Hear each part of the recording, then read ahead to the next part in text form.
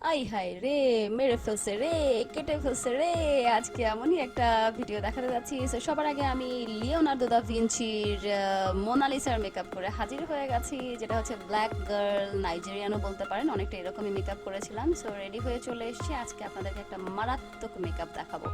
So সবার আগে আমি স্কার ওয়াক্স বানিয়ে রেখেছিলাম, সেটাকে বের করে নিলাম এবং ভ্যাসলিন দিয়ে একটু করে টিপে টিপে নরম করে যেখানে যেখানে আমি স্পেশাল ইফেক্টসটা দিব সেখানে সেখানে আমি লাগিয়ে দেবো। সো সবার আগে আমি কপালে দিয়ে দিচ্ছি এবং খুব সুন্দর করে শেপটা দিয়ে দেবো, যাতে করে আমি যেই ইফেক্টসটা দিতে চাচ্ছি সেটা যেন দিতে পারি।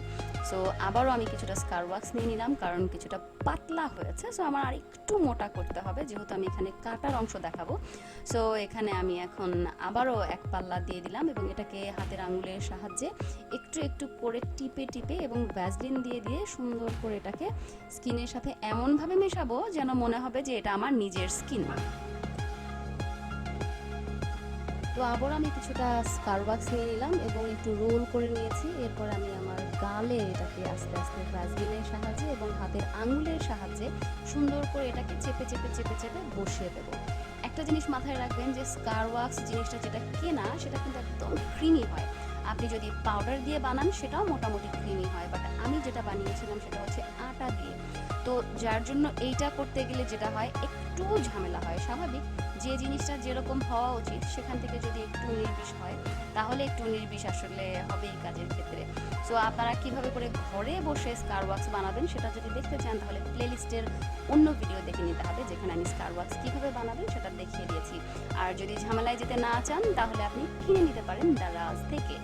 সো আমি আমার গালেও সুন্দর করে এখানে একটা স্পেশাল ইফেক্টস দেবার জন্য মোটা করে স্কার ওয়াক্স দিয়ে একটা শেপ দিয়ে নিলাম, যেটা অবশ্যই মনে হচ্ছে যে এটা আমার স্কিন।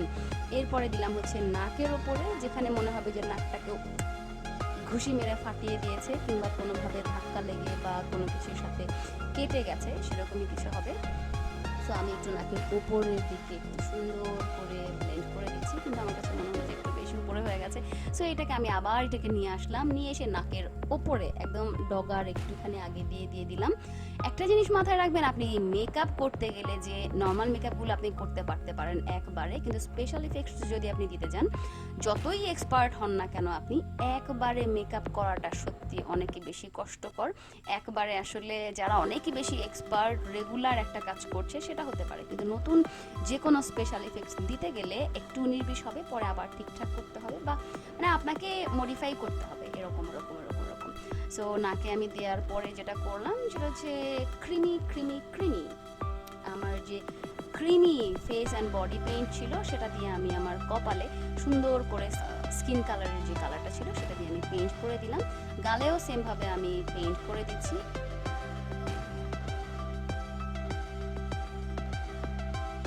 এবং আবার একটু ব্লেন্ড করে দিলাম ব্লেন্ডার দিয়ে। এরপরে তুলির সাহায্যেও করছি, হাতের আঙুলের সাহায্যেও করছি, যেভাবে মনে হচ্ছে যে আসলে জিনিসটা কালারটাকে সুন্দরভাবে ফোটানো যায় আমি সেভাবে ফোটানোর চেষ্টা করছি। তবে একটা জিনিস মাথায় রাখতে হবে, যদি আপনি ক্রিম দিয়ে করেন, যেটা মূলত স্কার ওয়াক্স বানানো যেটা ক্রিমি, সেটা আসলে ইজি হয়। অন্যথায় দেখা যায় কি যে একটু এদিক হয় সেদিক হয়, পড়ে যেতে নেয়। তো এটাকে খুব সাবধানে ধীরে সুস্থে করতে হবে, অনেক বেশি লিকুইড করা যাবে না, আবার অনেক বেশি শক্তও করা যাবে না। তো আমি ঠোঁটের পাশেও কিছুটা দেখতে পেলেন যে আমি স্কার ওয়াক্স দিয়ে একটা টান দিয়েছি হালকা করে, এবং কনসিলারও দিতে পারেন, এই কালারের কনসিলারও পাওয়া যায়। তো ফেস পেইন্টটা আমি দিয়ে দিলাম, যেটা মনে হচ্ছে যে একদম রিয়েল। এরপর আমি নিয়েছি হচ্ছে একটা ব্ল্যাক কালারের চুলের ক্লিপ, যেটা দিয়ে আমি এখন একটু একটু করে কেটে দিচ্ছি চেপে চেপে, যেটাতে মনে হবে যে এখানটাতে কেটে গেছে এবং এখানে ব্লাড বের হচ্ছে এরকম। তো আমি এটাকে খুব ভালোভাবে আস্তে আস্তে কেটে দিলাম। এরপরে এখন আমরা গালে চলে যাচ্ছি।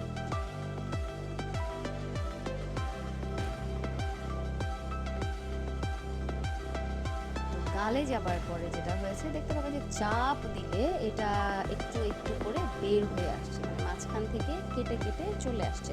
যেটা খুব সাবধানে করতে হবে যেন উঁচু নিচু হয়ে না যায়, কোনো রকমের কম বেশি না হয়। খুব সাবধানে আস্তে আস্তে চেপে চেপে এভাবে করে নিয়ে আসতে হবে। একটু উঁচু হয়ে গেছে, আমি হাতের সাহায্যে এটাকে একটু চাপ দিয়ে স্কিনের মধ্যে আবারও বসিয়ে দিলাম।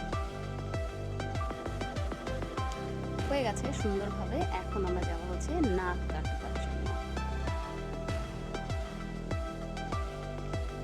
নাকের মধ্যে যেটা করব একটু আড়াআড়িভাবে কাটবো, বেশি কাটবো না, তবে একটু মোটা করে কাটবো, মানে মনে হবে যে নাকটা একটু বেশি কেটে গেছে। এরপরে আমরা মেকআপটাকে পুরোপুরি রিয়েলিস্টিক করবার জন্য এই যে কাটলাম আমরা, এই কাটার ভেতরে কালো রং দিয়ে দেবো। আমরা কালো রং দিতে পারি, কিংবা ফেস পেইন্টের যে কালারটা সেই কালারটা দিতে পারি কালো, কিংবা জেল আইলাইনারও দিতে পারি।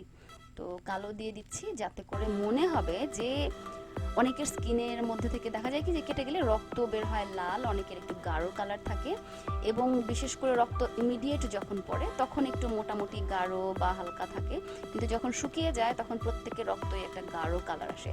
সো কালো দিলে যেটা হবে, কালারটা একদম গাঢ় আসবে, যেটা একদম রিয়েল মনে হবে। সো নাকে আমি একটু চওড়া করে দিলাম, এবং আমি ফেক ব্লাড বানিয়ে রেখেছিলাম, সেই ফেক ব্লাডটাকে ইউজ করছি। অনেকে বলবেন যে ফেক ব্লাড কিভাবে বানায়, বলবো দয়া করে অন্য ভিডিওগুলো দেখে নিন প্লিজ। এক ভিডিওতে সব বানানো সম্ভব না, তখন অনেক বেশি বড় হয়ে যাবে, আপনাদের দেখতে অসুবিধা হবে। সো আমরা সেই ব্রাশের সাহায্যে যেটা করলাম, একটু চিকন করে, কোনো রকমের আশেপাশে লাগতে দেব না, খুব সাবধানে ভেতরে একটু একটু একটু একটু করে ব্লাডটা দিয়ে দেবো, যেটা কিনা হচ্ছে ফেক ব্লাড, কিন্তু দেখে মনে হবে রিয়েল ব্লাড। এরপরে গালেও আমরা সেম ভাবেই দিয়ে দিচ্ছি। ও মাই গড, কপালের দিকে তাকিয়ে দেখেন, মনে হচ্ছে কি যে কেটে একদম খুব মারাত্মক অবস্থা, নাক ফাটিয়ে দিয়েছে একদম এরকম, কিংবা মনে হচ্ছে যে কোথাও গিয়ে একটা বাড়ি খেয়ে একদম ব্লাড জমে আছে কেটে গিয়ে পড়ে। এরপরে যেটা করলাম গালে, যেটা হচ্ছে কি যে হয় না যে ঘুষি দিলে বা কোনোভাবে মারলে, অনেক জোরে চড় দিলে হয় কি যে সাইড দিয়ে কেটে রক্ত বের হয়। সো রক্তটা একটু বেশি, আমি যেটা করলাম একটু কাপড়ের সাহায্যে, আমার কাছে একটা ব্যান্ডেজ ছিল, সেই ব্যান্ডেজের সাহায্যে একটু একটু করে মুছে দিলাম। এখন মনে হচ্ছে যে একটুখানি রক্ত বের হয়ে শুকিয়ে গেছে, খুবই মারাত্মক। তো এখন যেটা করবো যে স্বাভাবিকই মারামারি হলে, একটু হাতাপাই হলে যেটা হয় যে, বিশেষ করে ঘুষিটা যখন পড়ে মানুষ, বিশেষ করে এই গালে, এই চোখের এই পাশটাতেই দেয়, তো থাপ্পড় কিংবা বিশেষ করে ঘুষি যদি পড়ে, তাহলে দেখা যায় কি যে জায়গাটা, স্কিনের ওই জায়গাটা লাল হয়ে বা কালো হয়ে যায়। তো আমি একটু লাল কালো করার চেষ্টা করেছি, এই জন্য আমি প্রথমে এভার বিউটির জেল আইলাইনার দিয়ে প্রথমে একটু কালো করে দিয়েছি। এরপর আমি রেড কালার যে ফেস পেইন্টটা, সেটা দিয়ে আমি ট্যাপ ট্যাপ ট্যাপ ট্যাপ করে, এটা আসলে আপনাকে বুঝতে হবে যে কতটুকু গাঢ় করবেন, কতটুকু কম দিয়ে দিয়েছি। দেখতে পাচ্ছেন একদম রিয়েল একটা ভাব চলে আসছে। এরপরে ফেক ব্লাডটা ঠোঁটের পাশ দিয়ে দিলাম, কিছুটা তো পরে শুকিয়ে গেছে, এটা হচ্ছে একটা আবছা হয় না যে গড়িয়ে পড়লো কিছুটা, ছড়িয়ে গেল কিছুটা, তো এখান থেকে ব্লাডটা কিছু পড়বে। আমি তুলির সাহায্যে একটুখানি নামিয়ে দেওয়ার চেষ্টা করছিলাম, বাট ব্লাড কম হয়েছিল, তো আমি আরও একটু দিয়ে দিলাম। এখন এই যে দেখেন গড়িয়ে পড়ছে, মনে হচ্ছে যে মারাত্মক একটা মারামারি হয়েছে। অনেক সময় দেখা যায় কি যে হাজব্যান্ড মারলে এরকম হয়, অন্য কোথাও কোনো কারণে মারামারি হলে এমন হয়, রেপের যখন কোনো অ্যাক্টিং করানো হয় তখন নায়িকাদেরকে বা অন্য ভিকটিমকে এভাবে করে সাজানো হয়, কিংবা দেখা যায় যে কোনো অ্যাক্সিডেন্ট ক্ষেত্রে, বাইরে কোনো মারামারির ক্ষেত্রে, বিভিন্ন ক্ষেত্রে দেখা যায় যে এরকম মেকআপগুলো করা হয় মুভিতে।